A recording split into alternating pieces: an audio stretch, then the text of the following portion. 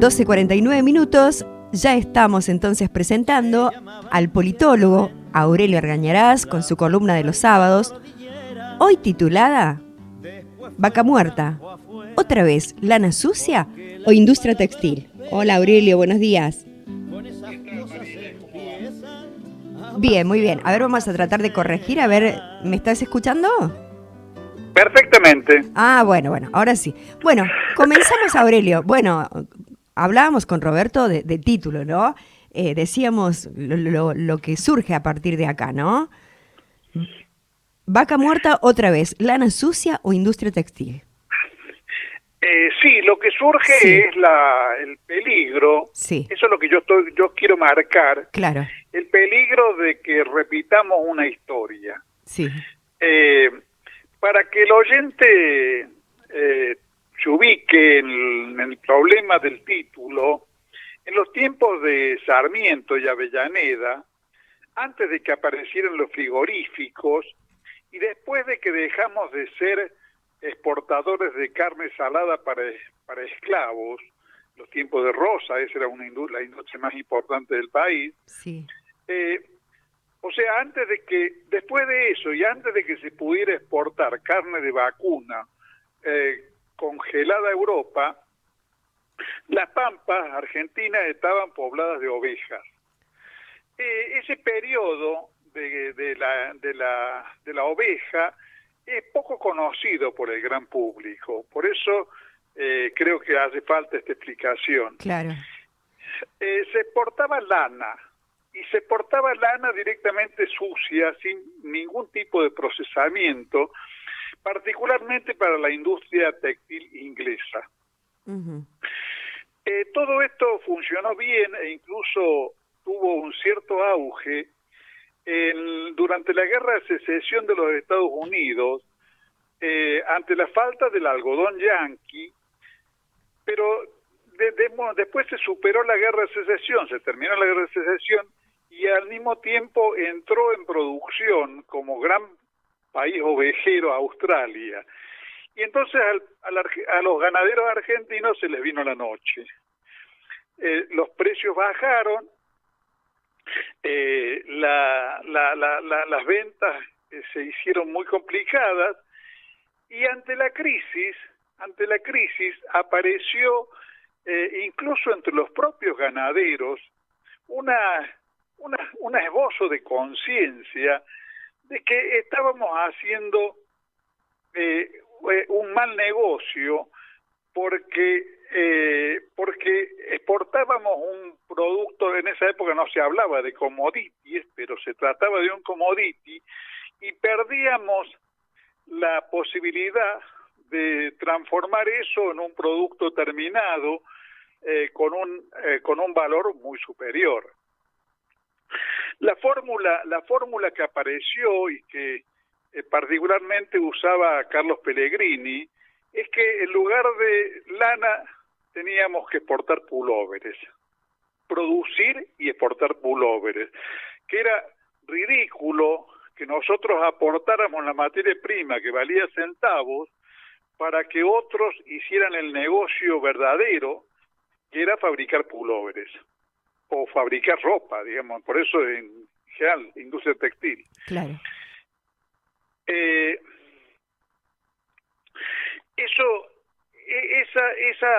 Esa propuesta que vinculaba, digamos, la idea de industrializar la producción lanera y al mismo tiempo establecer algún sistema de protección para proteger una industria nacional que estaba en proceso que iba a estar en proceso de nacimiento, generó, digamos, una corriente proteccionista que incluso modificó el Código Aduanero de la Argentina en 1876, en gobiernos de Nicolás Avellaneda.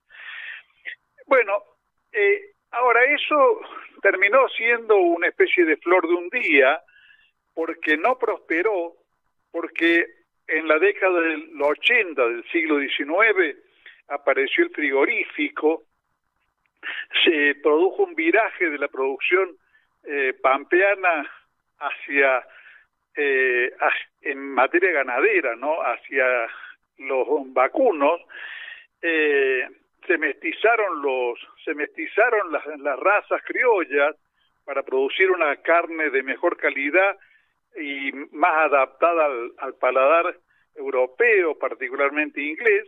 Y bueno, y empezó la época plena de la Argentina agroexportadora, donde con la exportación de granos y de carnes, el país compraba hasta cuchillos. O sea, esa Argentina no era una Argentina industrial. Tenía algunas industrias, como por ejemplo la molinera, pero en general era un país que digamos, producía productos agrarios, los vendía en el mercado mundial y con esa renta adquiría la producción industrial europea, particularmente inglesa. Ese modelo, por supuesto, era un modelo donde había una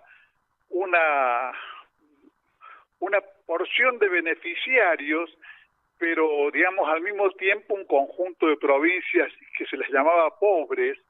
En realidad hoy vemos que son provincias riquísimas, por ejemplo en riqueza minera, pero en ese momento estaban abandonadas a la mano de Dios, como provincias sin destino, porque lo único que tenía destino en la Argentina era la producción agropampeana.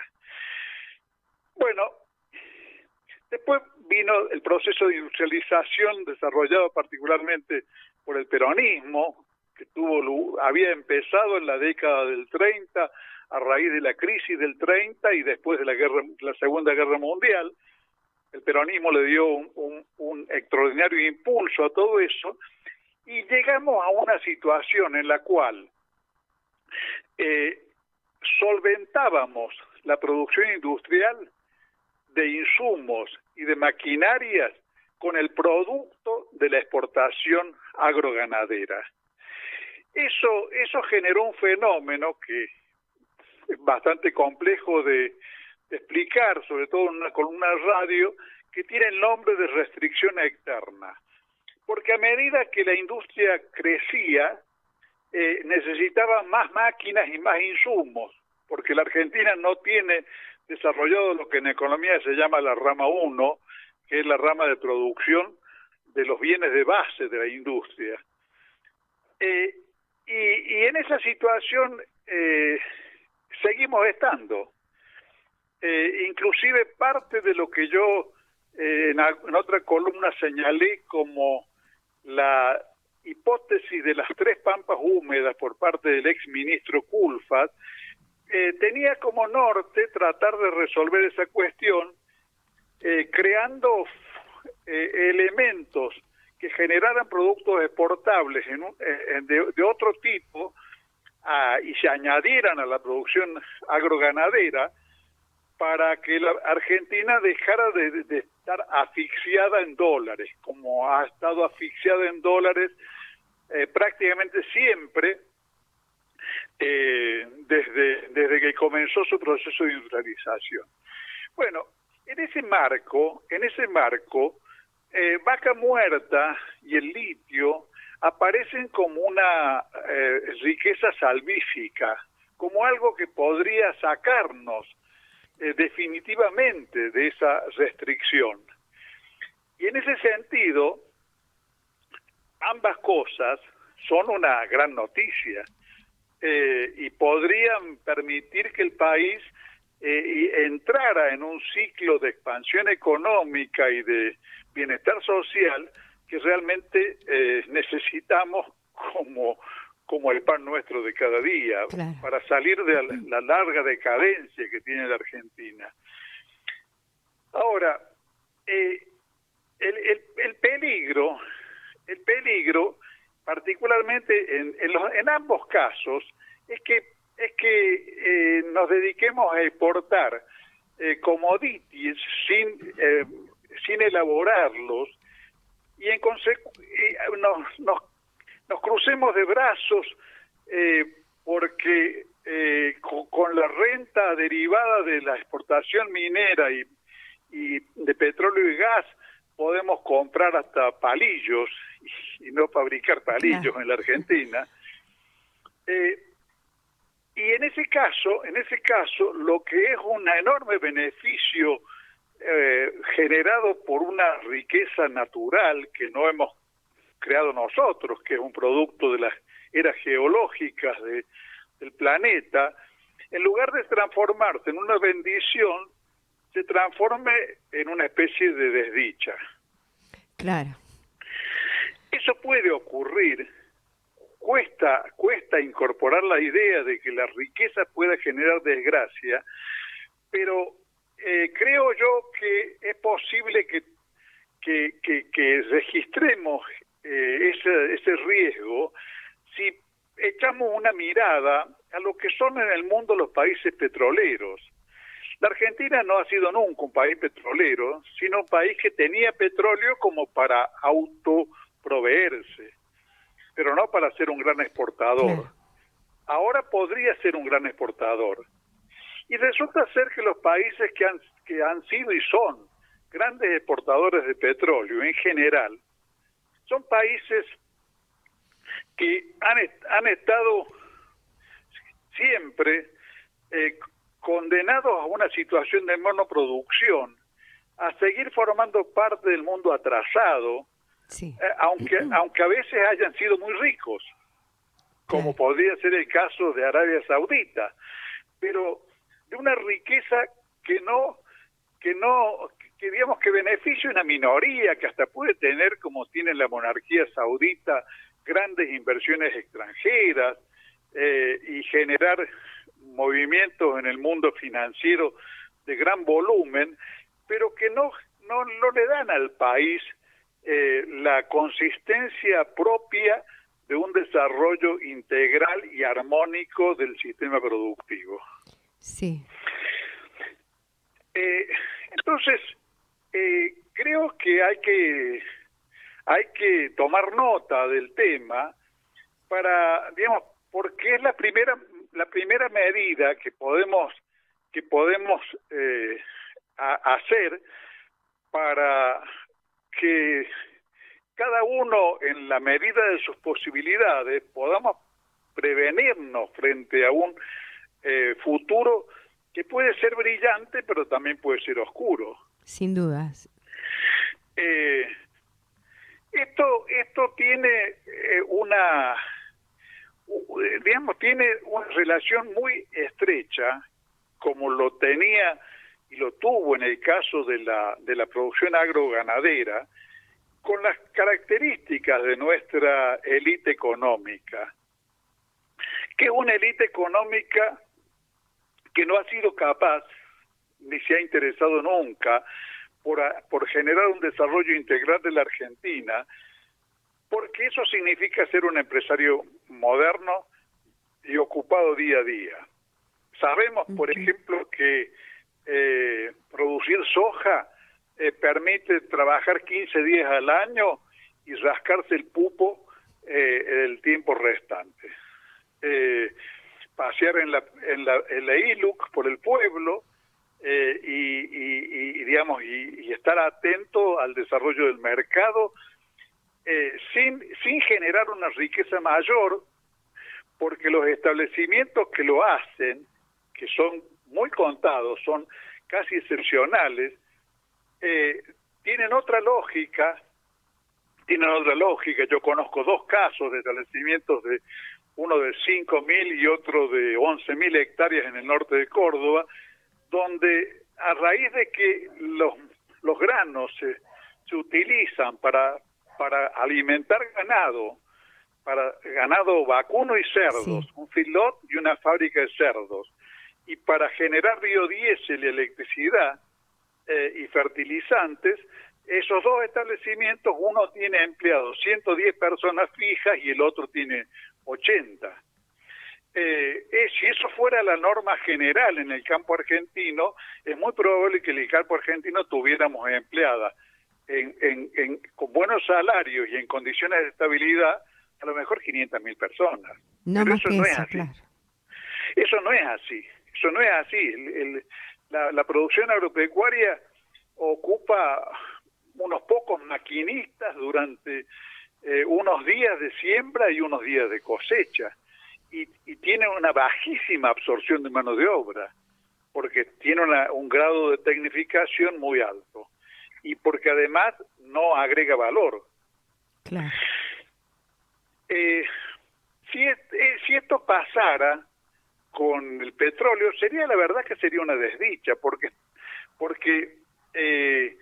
la manera de transformar eso en una riqueza, en primer lugar, consiste en que el Estado sostenga una participación central en el proceso económico. Sabemos ya, los argentinos sabemos o deberíamos saber lo que pasó cuando el YPF estuvo en manos de la empresa española Repsol, que agotó los pozos y no se dedicó a hacer exploraciones nuevas, y se dedicó a la timba financiera. En Brasil está ocurriendo algo así con el gobierno de Bolsonaro, donde prácticamente ha sido destruida Petrobras, y Petrobras se dedica ahora a hacer exploración para que el negocio de la extracción y procesamiento del petróleo lo hagan empresas extranjeras. Y al país le quede una ínfima renta. Eso nos puede ocurrir y nos puede marear del mismo modo que nos mareó durante toda una etapa histórica el florecimiento de la Argentina agroexportadora. ¿Cuál es el riesgo? El riesgo es que esta riqueza permita el abandono del desafío de generar una producción industrial sólida, y primarice toda la economía nacional. Y eso no es un riesgo abstracto, teórico, sino concreto y serio, porque la élite económica del país no es precisamente el empresariado moderno industrial, generalmente empleado en empresas pequeñas, en los que se llaman las pymes y las medianas, y no es el sector dominante de la economía. Si fuese el sector dominante de la economía, esto que estoy diciendo no podría ocurrir. Claro. Pero lamentablemente ese sector es, en su peso económico, es demasiado débil y ha podido ser destruido sin poder contrarrestar esa destrucción, primero en el ciclo fatídico de las políticas de Martínez de Oy y Videla, y después en la década del 90, donde, por ejemplo, la metalurgia llegó a perder 700.000 trabajadores. Algo se recuperó después durante el ciclo kirchnerista, pero nunca logramos volver a lo que era la Argentina en 1974, por ejemplo, con un 4% de desocupación y con un 4% de pobreza. Estamos al contrario, estamos en el 40% de pobreza. Entonces, creo que es necesario no olvidar, frente a la promesa esta que representa Vaca Muerta, que el país puede caer nuevamente en una trampa, claro, si en lugar de usar este recurso natural, o estos recursos naturales, porque no son solamente el petróleo y el gas, sino también el litio y la minería, en lugar de usarlo como trampolín para completar el desarrollo industrial del país, lo usamos de una manera, con un criterio rentístico, para seguir siendo un país de producciones básicas. Claro.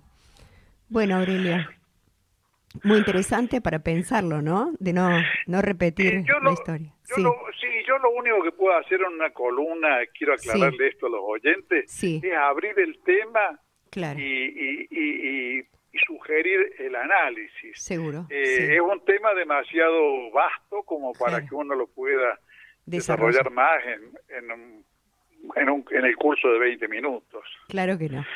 De todas maneras, el tema está planteado y, bueno, interesante el debate que puede surgir a partir de ahí. Y creo que sí. Bueno, un abrazo, Aurelio, gracias. Un abrazo, hasta el sábado que viene. Hasta el sábado. La pampa y la cordillera después fueron campo afuera, porque las palabras pesan, con esas cosas empiezan a vaciarnos las ceceras.